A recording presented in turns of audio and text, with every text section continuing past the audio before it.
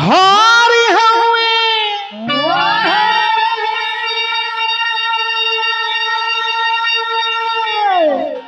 आरे प्रेम के पुजारी ये बबुआ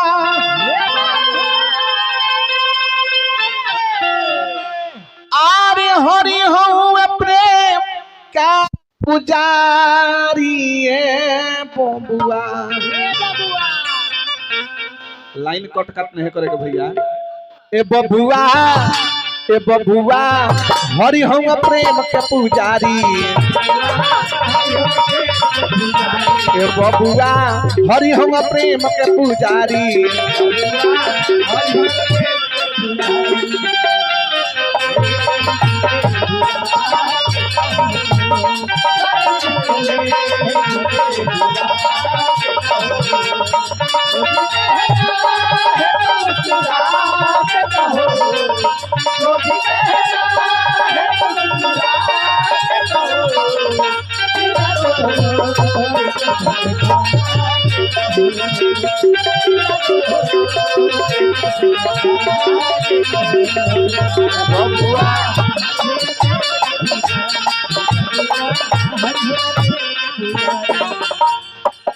हरि हम प्रेम के पुजारी है बबुआ।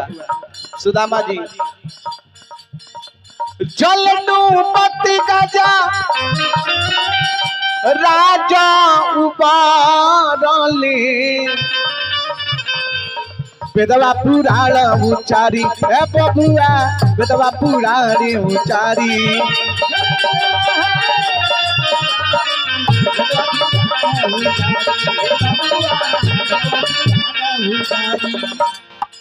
जल डूबता गजरा जाऊ परले। जल डूबत गजराज परले। जल डूबत गजा राजा परले बेदवा पुरानी उचारी बबुआ। बेदवा पुरानी उचारी बबुआ। हरि हम प्रेम के पुजारी बबुआ। हरि हम प्रेम के पुजारी।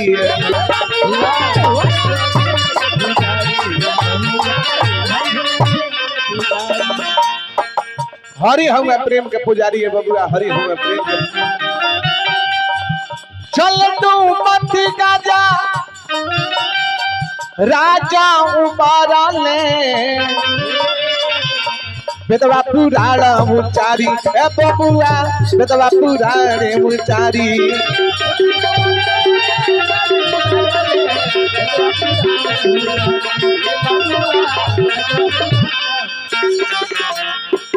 कृपा सुदामा जी पर अरे फेरले नजरिया। देखिए सुदामा जी एगो उहो के सुदामा जी रहनी आज रहू एगो सुदामा जी बन। कृपा सुदामा जी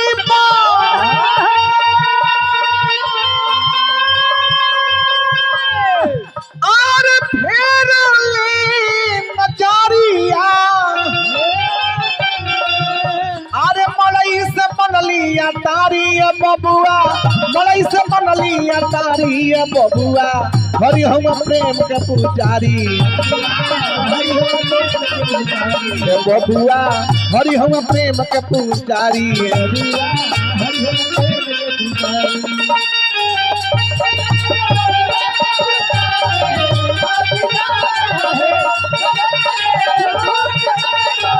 क्या बात है।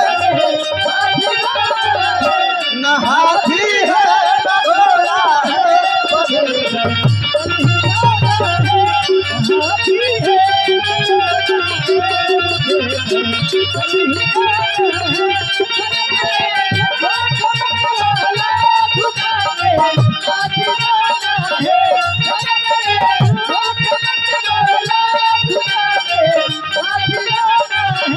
न हाथी है न घोड़ा है।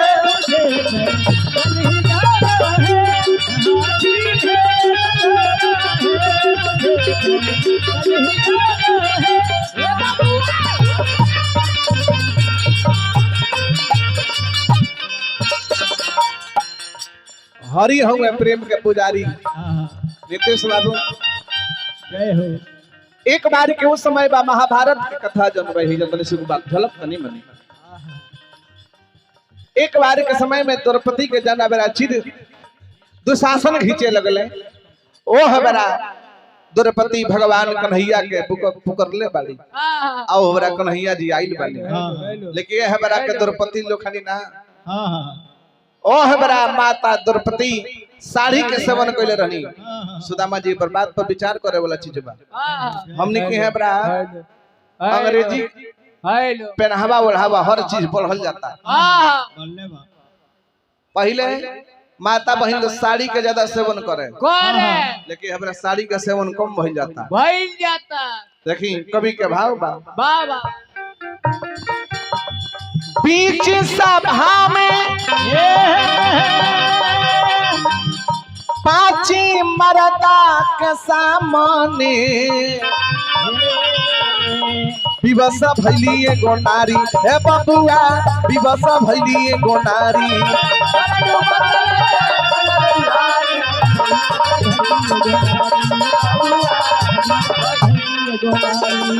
हे बबुआ द्रौपदी के 5 गो दुल्हा अब 5 गो दुल्हा द्रौपदी के इज्जत लेखन बचा पावो। बीच सभा में पांची मरदा के सामने विवश भैली एगो नारी ए बबुआ विवश भैली एगो नारी।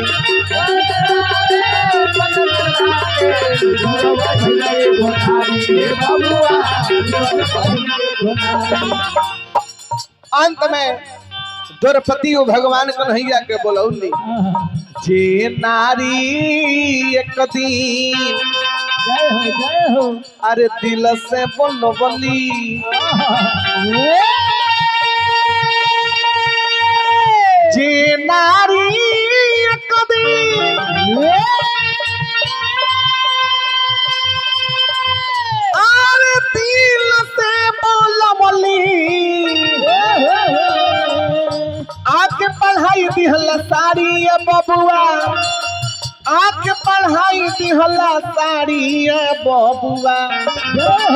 तो बबुआ ए बबुआ हरि हूँ प्रेम के पुजारी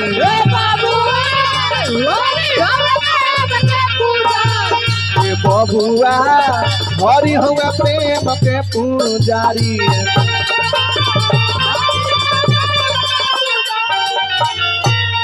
हरि हूँ प्रेम के पुजारी बबुआ हरि हूँ